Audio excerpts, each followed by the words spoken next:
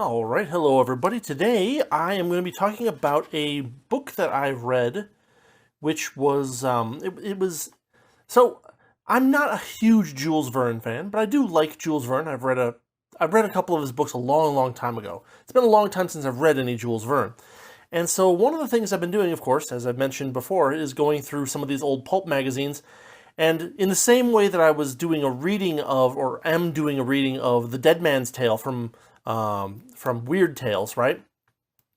The first story in the first issue of Amazing Stories is actually it's in two parts, but it is a novel by Jules Verne called Off on a Comet, or also it also is called Hector Servadak.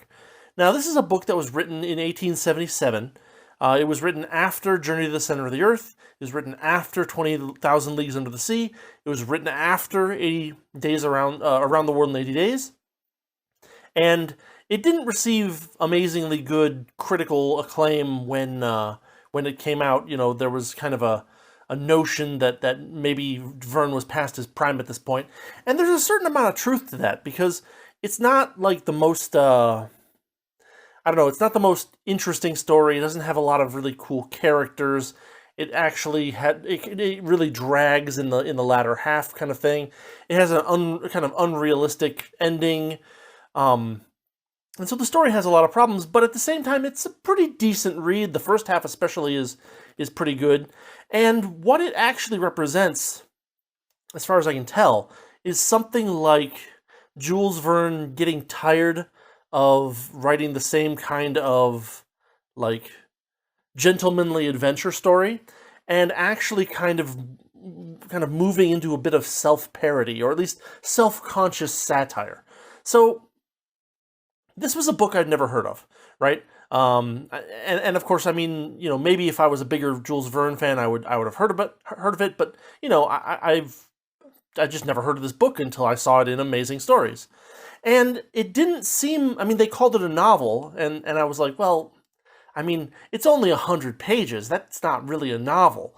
The problem, of course, is that I forgot that Amazing Stories was printed on rather large paper in incredibly small type.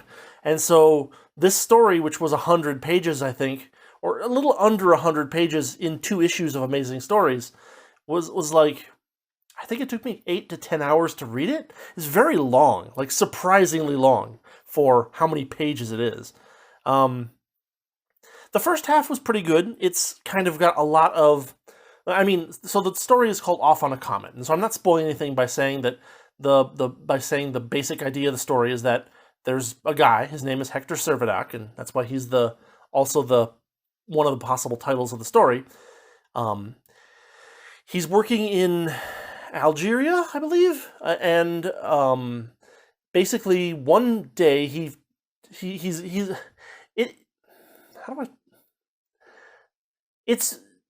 It's very okay. So, like, I'm not going to pretend that I've actually sat down and read all of Don Quixote, right? That's just not true. I'd like to at some point, but it's an extremely long book. And so most of my exposure to Don Quixote is from people referring to it in other cultural things, right? And so, you know, you get that kind of, what do you call it? That kind of like self-aware satirical tone when anybody talks about Don Quixote in something where they're you know, referring to it, right? They're always very self-aware about it, that it's silly. And there's a lot of that in this book. The book starts out with Hector Servadak and he's like a Russian admiral or something like that, or Servadak is a military man. He's working with this other Russian military man, and they're going to have a duel over some woman. And so the story starts out with Hector Servadak trying to write a poem, and then preparing for a duel, and then all of a sudden there's this massive explosion, and like, everything gets turned upside down. Nobody knows what happened. Hector Servadak wakes up. His whole area is collapsed around him, and something's wrong, right? You know, the land the places that they could walk before, they now seem to be covered over by water. The sun is moving from west to east instead of east to west. The day has been shortened to like 12 hours. it's, there's a bunch of weird stuff going on. And of course, we as the reader know that something has happened. Eventually, it turns out that like a comet glanced off the Earth and took a chunk of the Earth with it. And it's, it's one of those stories where Jules Verne is often pretty good about being realistic, or at least semi-realistic, right? Some of his stuff is rather fanciful, but it always has kind of a sense of realism behind it. And this book, in contrast, is very whimsical, very magical in a sense. Like there's no explicit magic in the story, but like it definitely feels like, hey, this, by a one in a bajillion chance of luck, instead of destroying a big chunk of the Earth, the comet glances off and takes a little chunk of the Earth with it for a while. And that's kind of the story, is that now Hector is, almost alone on this comet, or at least he thinks so. All of the cities and stuff that he's aware of, he can't get to any of them. There's ocean where there shouldn't be ocean. And in fact, he feels like he's very isolated on this island now. And he's got his what's he? He's got a guy named Ben Zoof with him, who's kind of like his not like an orderly, right? Like from in a military perspective, he's like a not quite a servant, but along that line. And so the story starts out with him and Ben Zoof basically looking around and trying to figure out, what the hell happened. And so there's a lot of really cool like exploration, a lot of really nice description, a lot of very good world building in the geographical sense, right? This book is kind of very dependent upon you having a good idea in your head of the geography of the Mediterranean Sea area. And so I ended up having to go back to a map to look at, he's talking about this, he's talking about this, he's talking about this, throughout the book. And the descriptions are vivid, and there's lots of good language there, and it's kind of fun to see these people trying to figure out, what the hell happened, where they are, what has changed in the world around them, what how they're going to cope with their current situation, things like that. They end up finding out that this Russian officer is also on the comet with them. He's got a boat. They use the boat to go exploring too. So there's more of that. And there's actually some good character bits. One of the Russian guys, first off, the kind of rivalry between Servadak and the Russian guy is kind of fun. Then the Russian guy has a crew, and one of the crew members is a very thoughtful kind of navigator / engineer kind of guy. And we get to see a lot of cool arguments, like, discussions between him and Servadak and the Russian guy and Ben Zoof as to what exactly is going on and what they can kind of glean from what they've observed.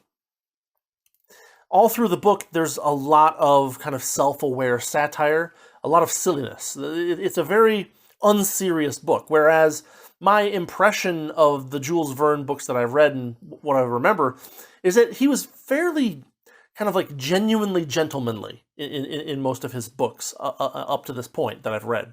And so like that gentlemanliness is kind of self-parodied in this book where,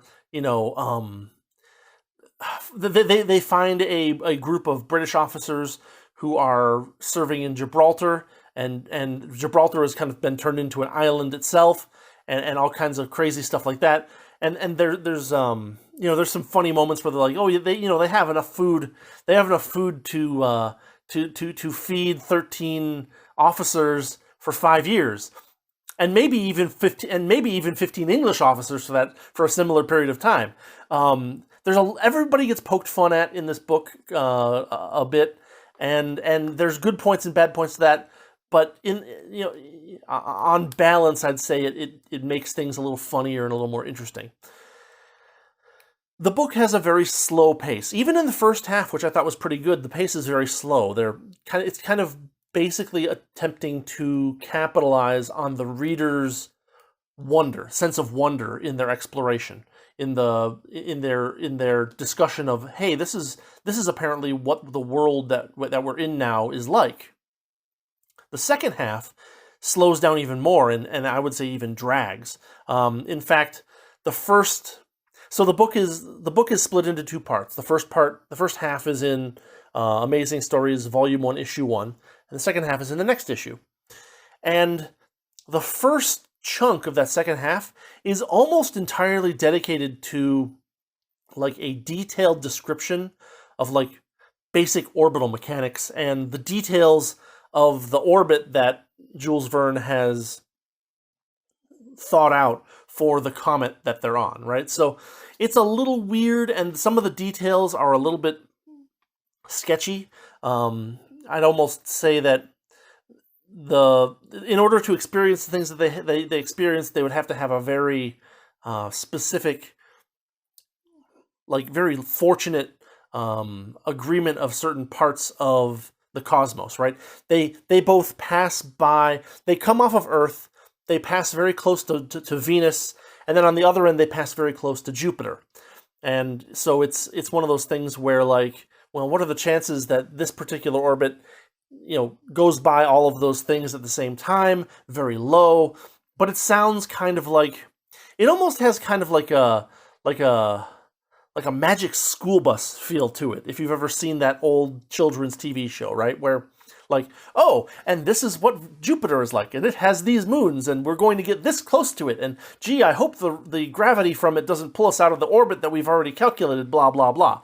Oh, here is Venus. We can, it's covered in clouds, and this book was written in 1877, so there's a very, like, dated perspective on what the other planets are like, but, fair enough. We got the same thing in H.G. Wells of the time as well, so I can't fault it for that.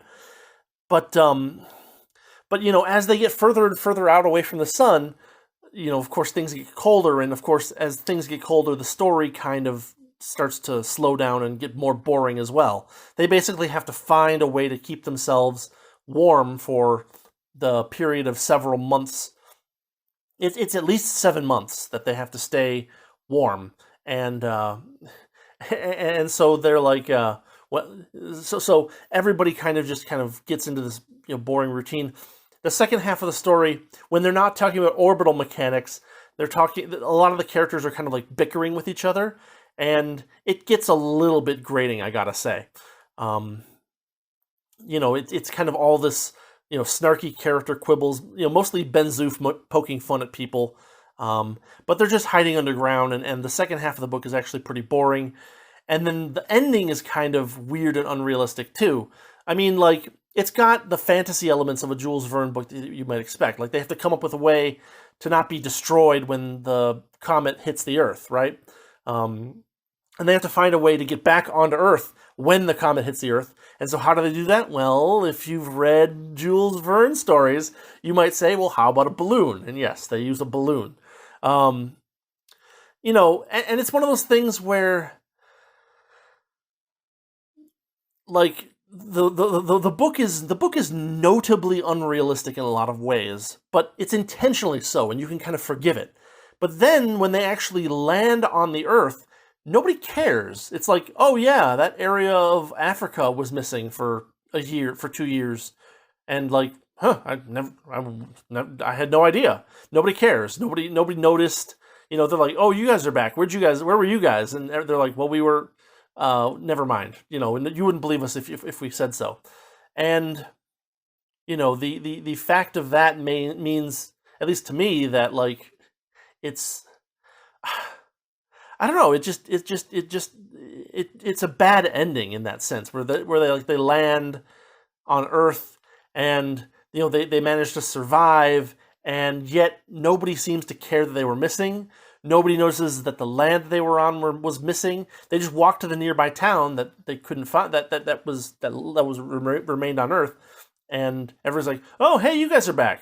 It's been a long time, and the reason for your duel is no longer important, so don't worry about that." And it's like, and that's basically it. And then, like, there was like a scientist, and he was calculating all this stuff throughout the book, and nobody believes him. And it's like, well, hold on. Somebody would have noticed. First off, they noticed that everybody was missing, that these people were missing. Therefore, they also probably noticed that the places where these people were stationed were missing, right? Like, nobody would. You couldn't go 2 years with in 1877 with England not like checking up on Gibraltar. Hey, how you guys doing there? You guys need anything, right? Um, and so the fact that that literally these land masses were missing for 2 years doesn't bother anybody, and doesn't and somehow nobody saw the comet either coming or going except for this one scientist, and so like nobody believes him. It's a very weird ending to a story like this. Whereas, like if you think about Around the World in 80 Days, it has a really cool ending where there's like this moment of defeat that then transfers into a moment of victory. I don't know. It's kind of a lackluster ending. The second half of the book is very slow. It's mostly characters bickering with each other and hiding, near the center of a volcano to stay warm while the comet is too far away from the sun. It's like the first half of the book is unrealistic, but like I said before, intentionally so. You have to assume that these land masses were taken onto the comet without being scrambled. You have to assume that oxygen was taken along with them. You have to assume that the atmosphere managed to stick to the planet. A lot of things that are not actually realistic, but fit the story. And then when you get to that first part, the second half, where they just start talking about the orbit for like a full chapter and a half, you're just like, oh, Jules Verne drew a ellipse on a on a picture of the solar system. Is like, I'm going to write a story about this, and then he kind of half-assed the rest of it. All in all, do I recommend it? If you're a big Jules Verne fan and if you've ever read this book, then I would give it a shot. You might just read the first half and kind of enjoy the descriptive language and stuff. The second half was not worth the time that I put into it. It's if you like stories that are kind of self-awarely satirical, you might also like it because it has a lot of that. And it's kind of just a good example of kind of that early period science fiction where everything was I don't know. It's definitely one of those books that's kind of a product of its time, and you got to kind of understand that these British soldiers don't believe that they're actually on a comet, and so they're not very friendly to them, and so blah blah blah blah blah. I don't know. Overall, I think your time would probably be better spent with one of Jules Verne's better works if you haven't read them. Yeah, just kind of an interesting thing to have as your first story in Amazing Stories, where they're kind of like so Amazing Stories was edited by a guy named Hugo Gernsback, I believe, and his comments at the start of the story, like, well, a lot of people didn't really like this book that much when it came out, but I think there's still some stuff in here that's valuable, and maybe they were wrong in saying that he was past his prime at the point that he wrote this book. I don't know.